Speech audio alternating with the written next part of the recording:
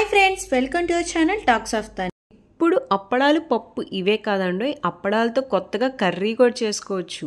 అప్పడాల curry ఎలా చేసుకోవాలో చూపిస్తాను.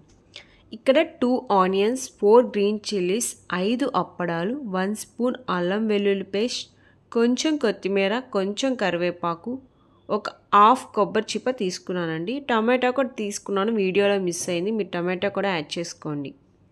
ఒక గ్లాస్ పచ్చెనపప్పు నీట్గా కడిగి కుక్కర్లో 3 విజిల్స్ వచ్చేలా కుక్ చేసుకోండి. మరీ ఎక్కువసేపు పెట్టుకోవాకండి. ఆ తర్వాత వెజిటేబుల్స్ అన్నీ ఇలా నీట్గా కట్ చేసుకున్నానండి. కొబ్బరి కూడా మిక్సీ వేసాను, ఇలా మెత్తగా వచ్చేసింది.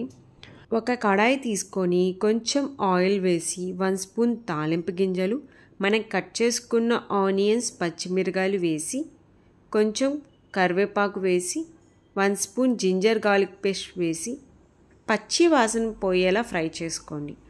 ఆ తర్వాత టొమాటో వేసి హాఫ్ స్పూన్ పసుపు, 1 స్పూన్ సాల్ట్ వేసి కొంచెం సేపు ఫ్రై చేయండి. మనం మెత్తగా చేసుకున్న కొబ్బరి వేసి 2 మినిట్స్ ఫ్రై అయ్యాక పచ్చెనపప్పు వేసి 1 గ్లాస్ వాటర్ పోసి 5 మినిట్స్ మీడియం ఫ్లేమ్లో మగ్గనివ్వండి.